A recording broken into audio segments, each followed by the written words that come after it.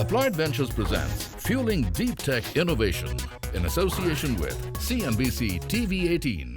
The global technology landscape is undergoing a profound transformation with deep tech innovations such as AI, robotics and semiconductors driving the next wave of industrial advancements. Now, at the center of this revolution are venture capital firms which are not just investing in ideas but actively shaping the future by nurturing the startups that are leading these innovations.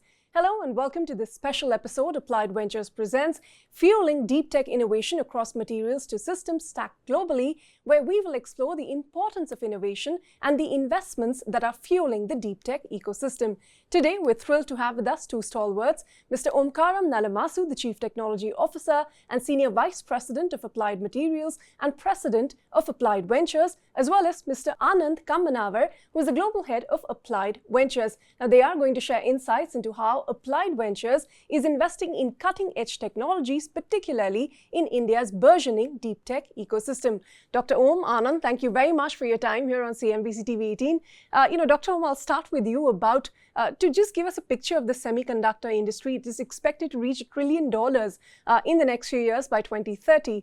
What are some of the big global forces that are shaping it, the role of AI, robotics, Internet of Things, and so on? It took the industry almost 70 years to reach first $500 billion revenue mark. And all indications are that another $500 billion would be added to this in the next 7 to 8 years by roughly 2030. Yeah. The world around us is digitalizing. Semiconductors are foundational elements of industrial society. And in fact, they're fundamental to driving multiple inflections that are going to be shaping the world of tomorrow. Whether it is AI, including the Gen AI, robotics, Industry 4.0, autonomy for the vehicles, or clean energy transformation. If you're looking at any of these big inflections that are happening simultaneously, semiconductors are foundational to driving that. And the third thing is that the semiconductor technology is quite complex. If you look at a state-of-the-art computer chip, it's roughly about half-inch square, has 16 billion transistors, and about 100 kilometers of copper wiring inside. Yeah. And it requires really atomic control in doing about 2,000 steps to fabricate this computer chip. Oh, wow. So it is an exciting industry. There is a renaissance in the industry. I think it is going to be shaping the world that we're going to be living tomorrow. Well, that's quite something. Thank you for giving us this visual representation of what goes inside that small chip that is powering all of our systems. But, Applied Materials has been in India now for more than 2 decades. Just give us a brief overview of the importance of the India market for the company and some of the innovations or the importance of the market for you. We have started our operations in 2002 with 2 people in Bangalore. And we are about 8,500 people today. And we have presence now not only in Bangalore, but Mumbai, Chennai, Pune, and Coimbatore. 20 years ago, we were primarily doing back office services basically. But today we do leading edge R&D and we do product development. We have been working with academia and industry and the government over the last 20 years in building an ecosystem that's conducive to building the semiconductor fabs. And as we say in Applied Materials, it's India's time to shine, and I think the time has come for India. Well, the time has come for India. So let me, talk about some of the startups that are powering this sort of revolution. And Applied Ventures has been investing in startups for a while now. Give us a sense of, what are some of the brightest success stories that you've seen here from all the investments that you've done so far? Applied Ventures is a corporate venture arm of Applied. We have been investing globally for over 2 decades now. We have invested across 19 countries, including India, and we have invested over $500 million in these areas. In what is now known as deep tech, we have been doing that for the last 2 decades. Few areas that we are focused on that we continue to drive deep tech is, for example, people talk about to our conversation around Gen AI and hardware and GPUs, CPUs driving the conversation. We have been making bets on those areas as well as driving Moore's law forward for the last 2 decades, right? Things that are currently hot, like photonics, power and cooling systems. So we've been investing in those areas for the last 5-10 years. Right. So we continue to invest in areas that we see as important and critical for driving Moore's law across multiple dimensions before the world sees it. Right. So that's the way Applied Ventures has always worked together. Obviously, in India, we are very excited with what we see around the deep tech space, thanks to the government of India and the National Semiconductor Mission, the National Quantum Mission. These are some of the key focus areas for us globally, and we're encouraged to see that happening in India, and that has been one of the key focus areas for us to invest in India. Maybe I can also give a global perspective on the fund. We are a corporate venture capital fund, basically very tightly aligned with the goals of the mothership Applied Materials. Which is Applied Materials. We are one of the oldest funds, corporate VC funds. We're almost 24 years old.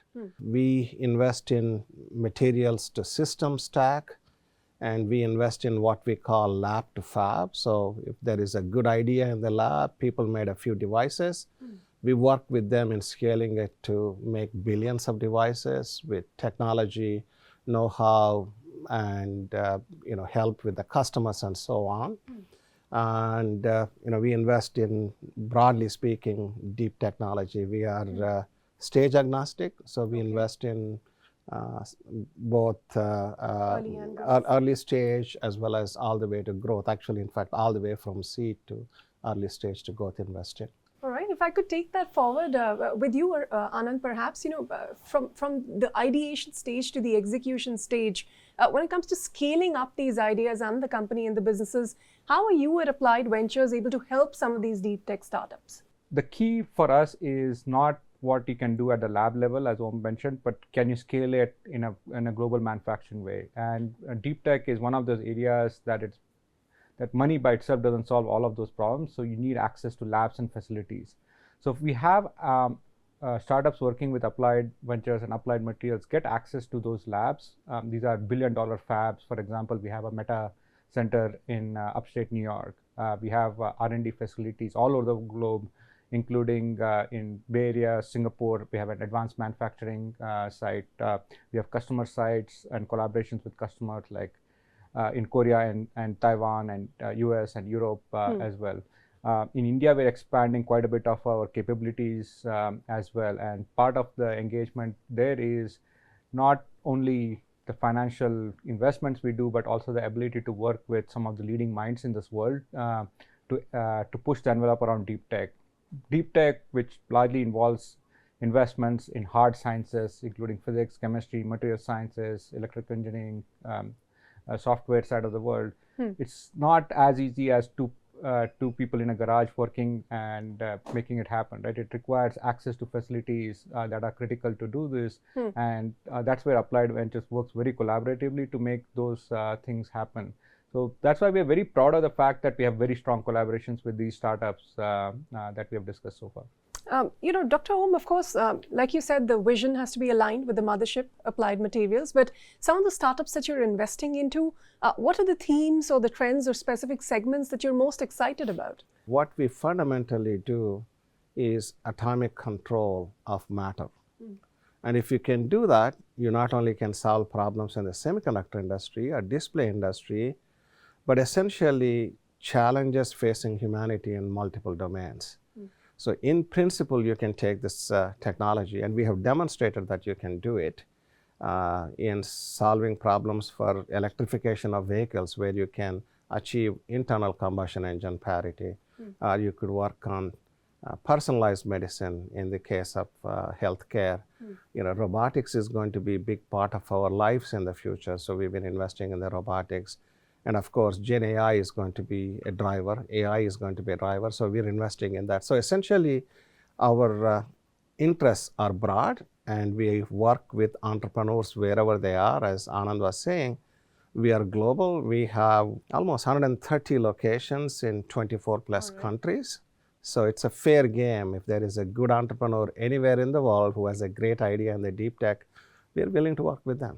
Well, let's come back to India. And you mentioned generative AI, and that seems to be the flavor of the season. with the venture capital firms, with the startups, with all corporates. Are there specific investment opportunities you could, tell us what you're looking at? So we are looking at multiple opportunities, and Anand can give some more color on what we are trying to do in India. But some of the big inflections that would enable Gen AI relate to energy efficiency. If you look at a chat GPT query, it takes 10 times more energy than doing a Google query, as an example. So one really need to be working on the technology in making the computing efficient. So the things that we are working on, basically what's called advanced packaging, heterogeneous integration, going from copper-based interconnects to optical based interconnects, and looking at new substrates for the packaging technologies. So there we are looking at a variety of those things, and we're also looking at, on the software side as well, investments. Anand, if you want to add into what kind of investment opportunities specifically you see? Om touched around the hardware aspects, that how do you enable Moore's Law to continue on the Gen AI space. In addition, Applied is a $150–200 billion company with a large portfolio in the semiconductor and the deep tech space. So we're also looking at opportunities in what I would call as deep sciences. Can you use Gen AI to improve simulations? Okay. So we are seeing quite a bit of activity around not just large language models, but can you make large physics models, large chemistry models, large material science models. So we're very interested in collaborating with companies that work in the space. Applied has quite a bit of data in that space. The third thing that we are looking at is, can we use Gen AI to enable productivity across the organization and across the ecosystem, right? So that is one area of high focus for us. And India specifically has quite a few startups that are building software productivity applications, and we would love to partner with them in those areas as well. Applied Ventures presents Fueling Deep Tech Innovation in association with CNBC-TV18. Well, one of your key investments in India, Anand, to date has been in VVD and technologies, and that's something you recently did. Yes. If you could give us an insight into, what is the sort of rationale, what sort of opportunity you see in, investing in a company like this, and the role VVD and technologies could play in, fostering the semiconductor ecosystem in India. One of the big challenges that you see is India is one of the largest consumer of electronic products, close to 50–100 billion of electronic products every year. But hardly any of that manufacturing happens in India, right? People talk about semiconductor manufacturing or even electronics manufacturing. We are like less than 5% of the global EMS manufacturing. And we were looking at opportunities in which we can partner with companies big and small that can help drive the electronics manufacturing in India sustainably. We decided to partner with VVD, and we looked at a lot of companies, big and small, in this space, largely because they had a much bigger vision to make in India. They've been partnering. Their vision was not just to be the largest player in India. They wanted to be the largest player in the world. So that was, the vision was pretty big. That was matched by execution by the founders. So that really helped. Now, VVD has more than surpassed our expectations on how they're going about it. They're winning some very big businesses. They won recently a big order to manufacture all of HP servers in India. Applied is collaborating with them in multiple ways, both on the electronics and the packaging side of the world, to enable them to move up the value chain as well. So for us, this partnership with VVD is a great story of how Applied has been engaged in the broader semiconductor and electronics ecosystem in India. And we are looking to make such broad investments in India.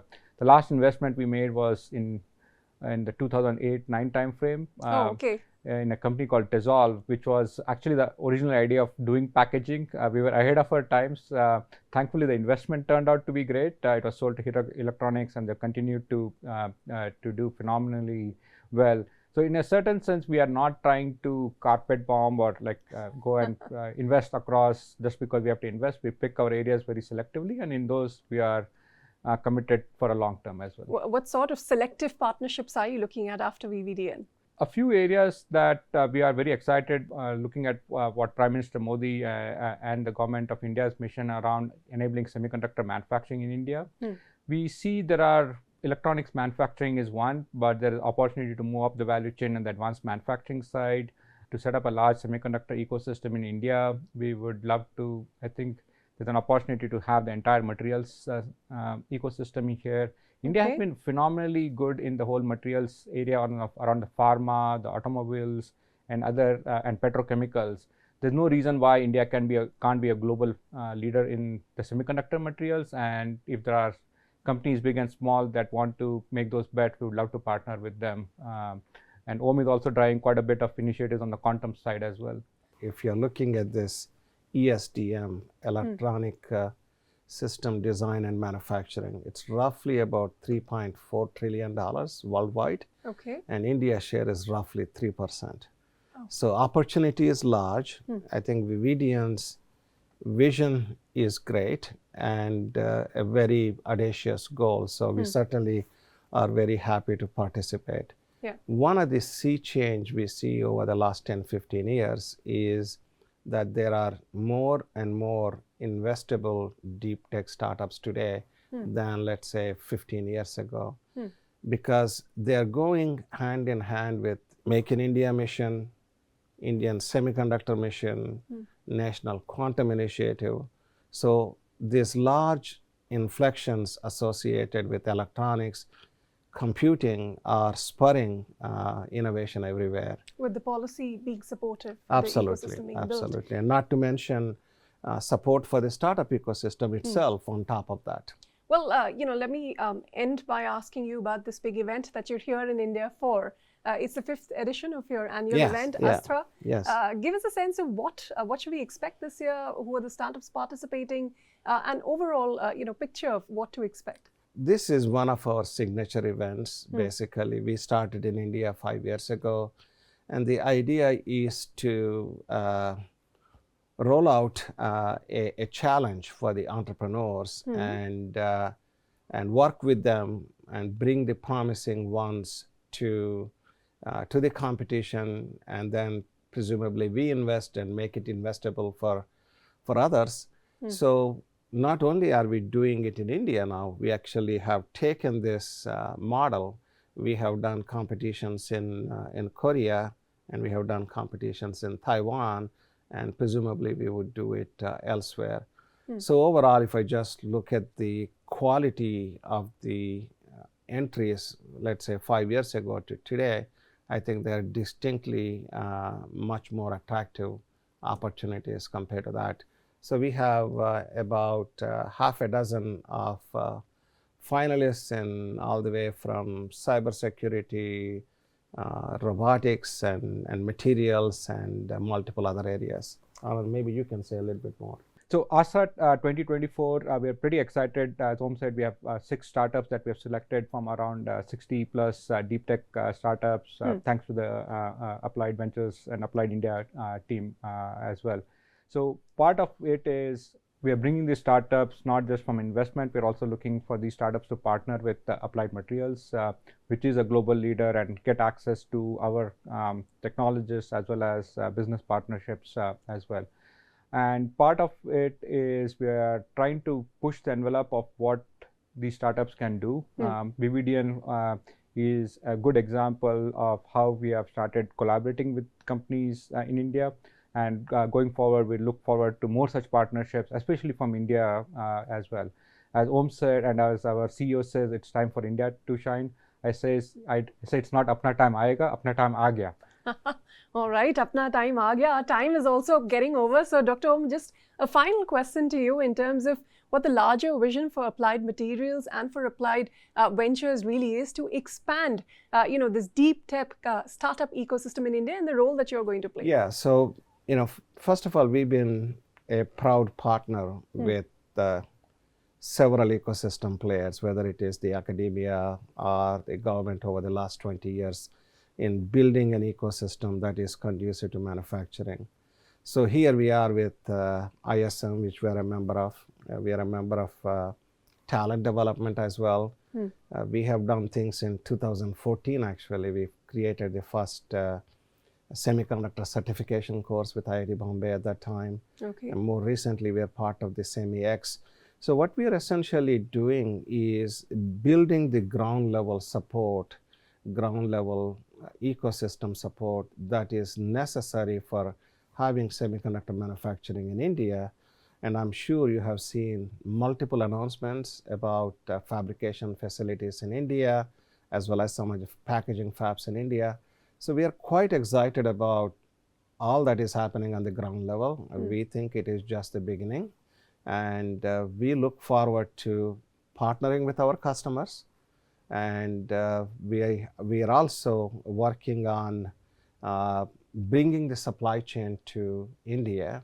We have a semiconductor design and manufacturing activity where we want to be able to bring the supply chain to support this whole manufacturing in India. So we're quite excited about it. I was reflecting on our interview last year with you, and at that time we were saying that in India we have this saying, you need roti kapda aur makan. And we kind of feel that human beings today need roti kapda makan, our silicon. I think the time has come for that. Okay, on that note again, thank you very much for candidly sharing all your thoughts. All right, and that brings us to the end of this fascinating conversation with Anand and Omkaram, from the explosive growth of the semiconductor industry to the rise of deep tech startups in India. It is clear that the future is being shaped by visionary investments and groundbreaking technologies. We're excited to see how Applied Ventures continues to play a key role in driving innovation across the globe. Thank you for watching, but stay tuned to CNBC TV18 for more news and exclusive insights from the world of business and technology. Goodbye. Applied Ventures presents Fueling Deep Tech Innovation in association with CNBC-TV18.